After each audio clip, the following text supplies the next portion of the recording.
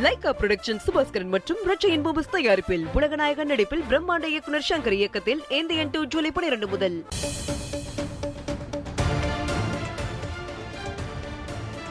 முக்கிய செய்தி: நாம் தமிழர் கட்சி நிர்வாகி சாட்டை துரைமுருகன் தென்காசியில் கைது செய்யப்பட்டிருக்கிறார்.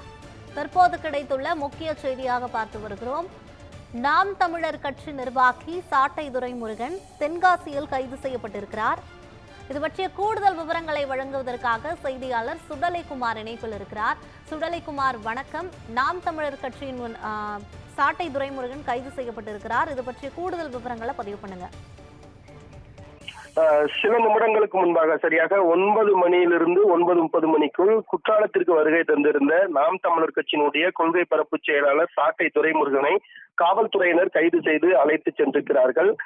இந்த சம்பவம் தொடர்பாக விசாரித்த போது நடந்து முடிந்த விக்கிரவாண்டி சட்டமன்ற இடைத்தேர்தலில் பிரச்சார மேடை ஒன்றில் முன்னாள் முதல்வர் கருணாநிதி குறித்து அவதூறாக பேசியதாகவும் அது தொடர்பாக திருச்சி சைபர் கிரைம் காவல்துறையினர் வழக்கு பதிவு செய்துள்ளதாக கூறப்படுகிறது.